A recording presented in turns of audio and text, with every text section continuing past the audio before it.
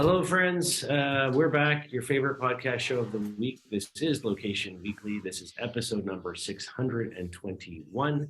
We're recording on May the 23rd. And if you're watching the video of this, you'll see there are three faces that are going to be coming on your screen today. We are, besides Aubriana and I, we have Karsten joining us.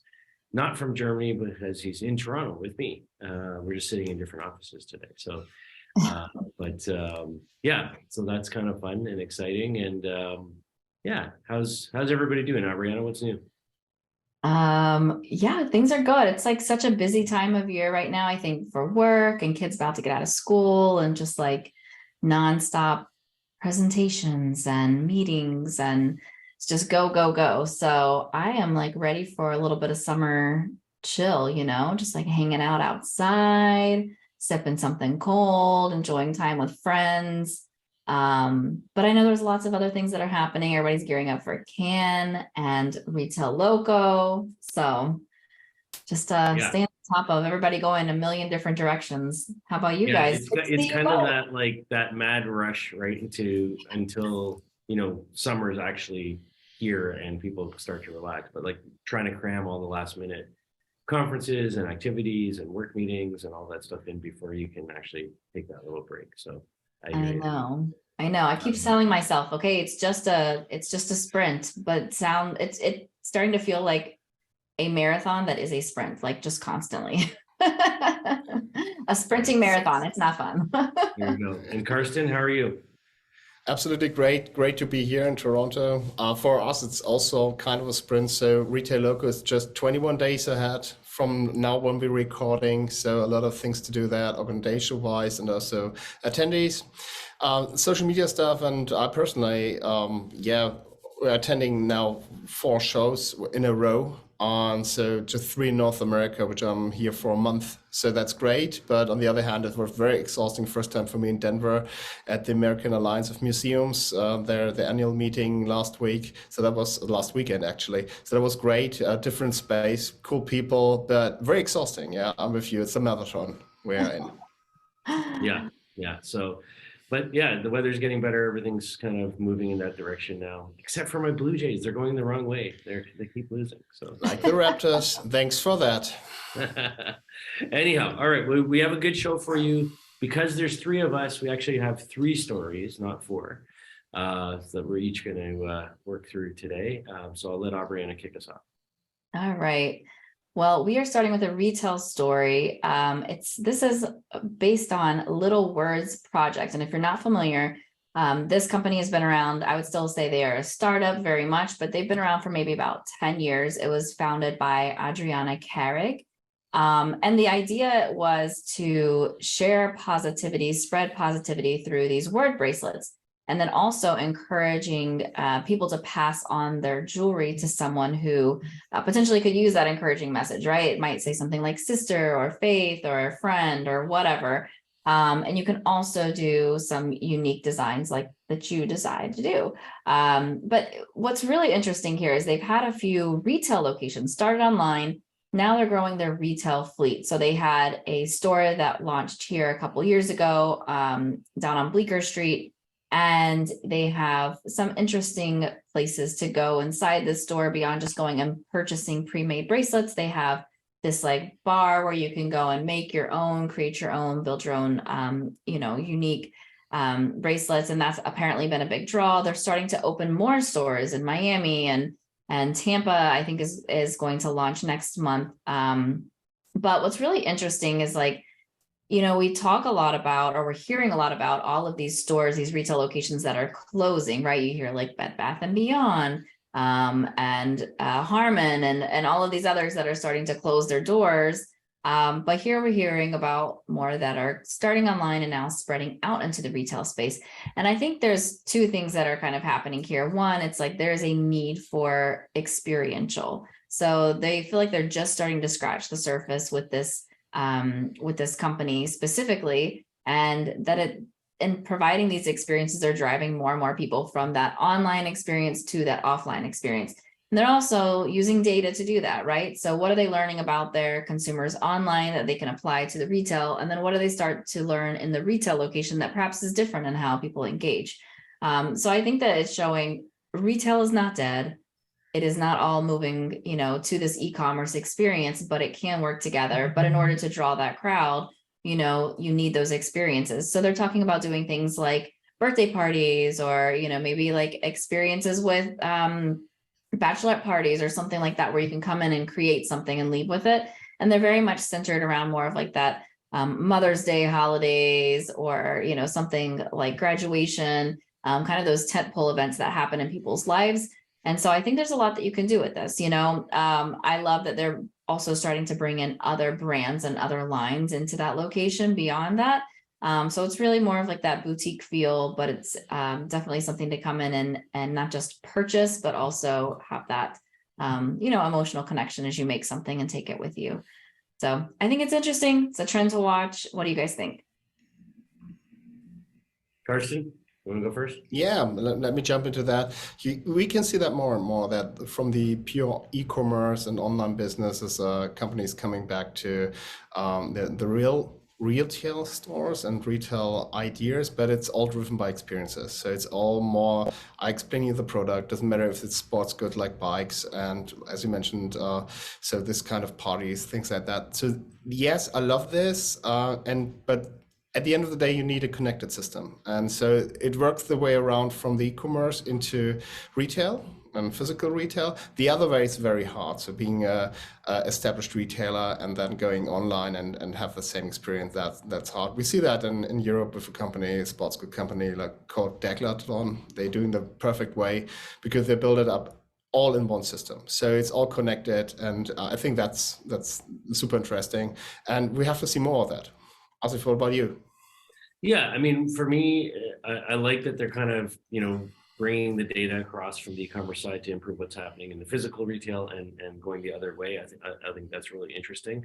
I also like that they've been able to take something, from a brand perspective that started as, a local, small business type of project, but then, drive these big partnerships with Nordstrom and Target and Lizzo and all these different people in terms of expanding the brand awareness and taking it into sort of shop within shop, if you will, which we also see as a big trend right now.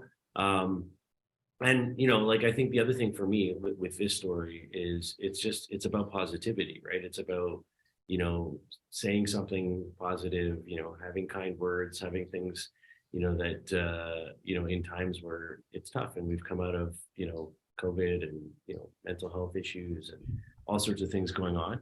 So I think there's something good about that as well, that they can lean into and kind of go from. So yeah, and the fact that they can track that positivity, so you can kind of see where your bracelet has traveled by going onto the website. There's a unique code on every bracelet. Yes. You can see the story behind it.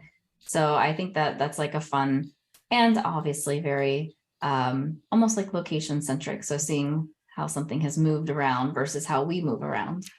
Yeah, no, I love that idea, right? Like, and especially like, I think the younger generation right now is big into, sort of the recycling of goods or, buying vintage clothing or, these kinds of things. So that idea of, having, a piece of jewelry or this bracelet sort of go from one person to another person and kind of watching that, sort of travel over time, I think is interesting. So.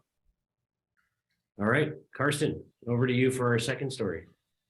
Yeah, thank you very much. And so, yeah, movement in stores is also, key of the second story. So when it comes to shoplifting, so there are always big questions for retailers, how to prevent that. The financial losses are dramatically depends on which area you're on. So a company called Sensalytics out of Germany, Stuttgart, technically, they built an intelligent analytics platform that utilize artificial intelligence and video analytics to identify via video, potential thieves and potential losses. And how do they do that?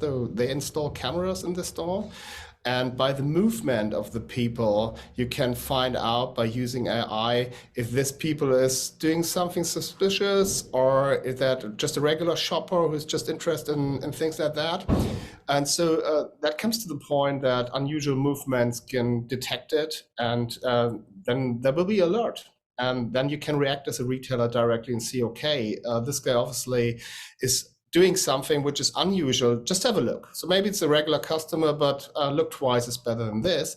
And the cool thing is what they do, they're using computer vision, which allows them not to detect any faces or personal information. So the sensors and the cameras are strategically positioned on the ceiling of the store. And then by using computer vision, you're not having this kind of picture sent to a server and this privacy issues what you have with other systems. And I remember times when Walmart and Walgreens rolled out those kind of loss prevention systems where they had the cameras directly in your face, so on the shelf. And this was kind of weird, just to bring that in this point of view. Oh, those people are doing it different, and yeah, obviously very successful. And yeah, it's a super location-based topic because movement of people or objects, tracking this and analyze this is, yeah, much more data than we had before. We can use it for different various reasons, and this is one of that. What are your thoughts about it? Yeah, so I'll comment on that first. I think for me, loss prevention is when you look at retail, and over the years we've had a lot of the the member companies that we work with, talk about this as a topic, and how, tracking systems and location, data can play a role in that, especially when it comes to indoor positioning systems. So I know companies like ShopperTrack and Retail Next and folks like that, use their technologies in this kind of scenario. But I think, the point of this story, and that I think you stressed, quite well, is the fact that the cameras, the computer vision technology and the cameras are overhead mounted, just looking downwards and not picking up any faces, and so there's no privacy issues there. And I think there's a lot going on in that space right now. So with my startup Ground Level, we're doing a project right now with another company that is involved with Retail Local called Wait Time, and they also have cameras that are overhead mounted and looking down, and they're mostly using it for counting and flow analytics and path analytics within the building. But you could see how this kind of computer vision AI combination can be used to detect sort of abnormal patterns in how people move, which may mean something suspicious is happening, right? Because if you're looking at data all the time and you see people typically enter the building here and then go right and then down this path, and these are the normal flows within a building, and all of a sudden you're seeing anomalies to that, or different types of flows that don't fit with the norm, that could be sort of flagged as suspicious, and then might be something that would trigger a call to a security guard or something like that automatically. So I see a lot of value in these types of services, but I like it. Yeah. Brianna, any thoughts from you? Yeah, I do think this is a great application of real-time AI. I think that it's something that is like needed right now. There's been so much more, I would say, like loss right now across retailers, just because there's probably been a lack of like response, or just in these times it's been really difficult. And so a lot of retailers have been told like not to do anything, or how to respond. So I think this is a good application. My one concern, and I know that we've talked about this or we've read about this, every one of us, is this an unbiased, right? Is it truly just about the behavior of the person, or does it take other things into consideration, like cultural wear or skin color or things like that? And I think that that's something that we need to pay attention to when it comes to a lot of the models that we're building, and making sure that there's not any biases that are there that are represented. So I think it's a great application, assuming that that is not the case, and making sure that we are, like in anything that we are doing across all of our technology platforms that are incorporating AI and ML, that we're taking that into consideration, those biases. And absolutely, it's just the beginning of tracking and tracing in store and in environments. So you can think about hospitality, transportation, and all the other sectors. Just think about a hospital. If you allow cameras to detect just the items are standing somewhere in the floor, makes sense. Unusual. There's a bed. What is the bed doing there? Anyhow. All right, moving on to our final story now. We're going to talk about DoorDash and an initiative that they had just a few weeks ago for Mother's Day called Kid Currency. And so obviously, Mother's Day is a big holiday here, especially in North America. And we all want to celebrate our moms and or in different ways. And for kids in particular, there was a survey that came out from a company called OnePoll back in 2021 and said 54% of moms have had to buy their own Mother's Day gifts. And so that's kind of I mean, I get it, but because sometimes kids don't know what to do, or they don't have the obviously the fruition or the income or whatever to make that happen. So what DoorDash is doing is they've launched this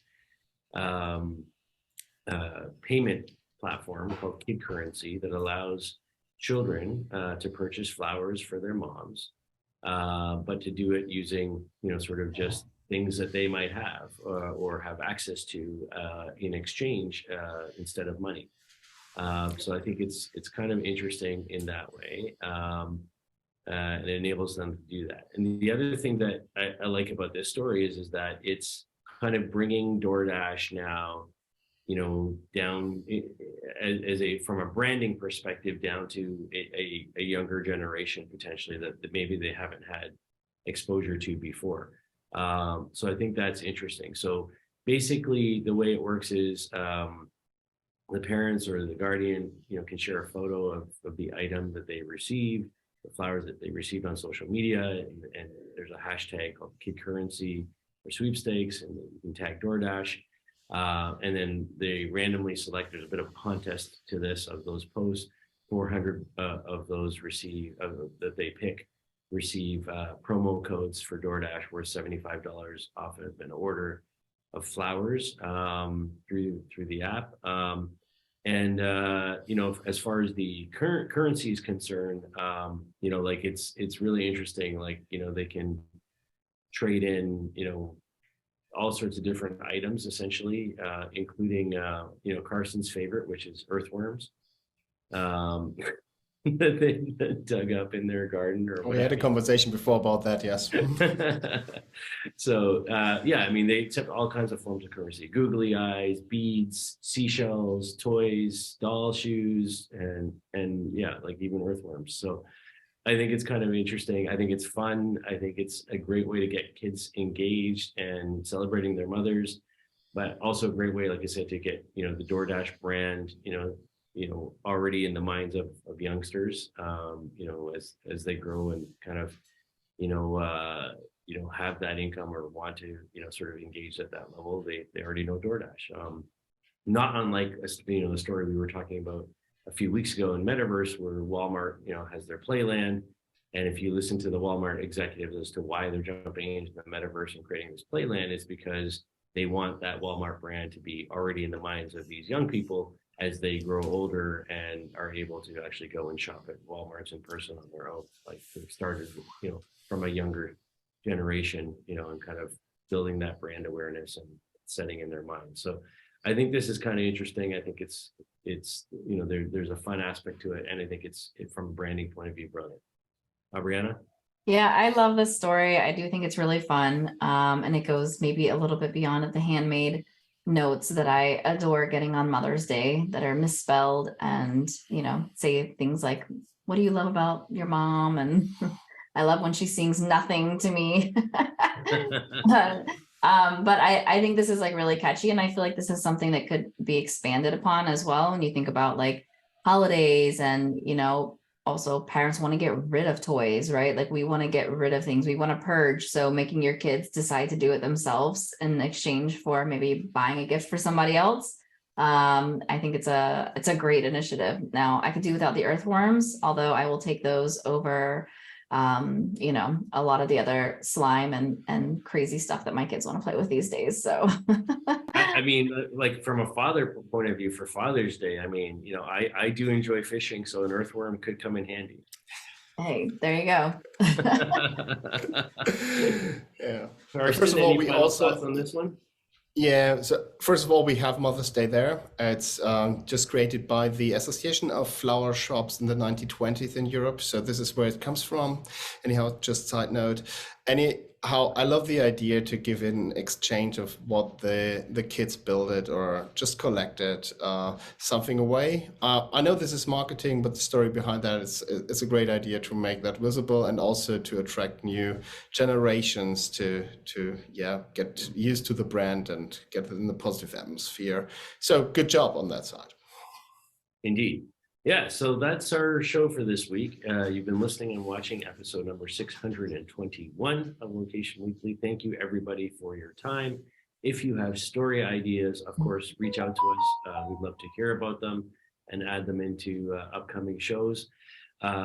Just as another reminder, Retail Loco is just around the corner, and that is happening June 13th and 14th at the Mall of America in Minneapolis. So we would love to see you there in person. A lot of great speakers and content coming along.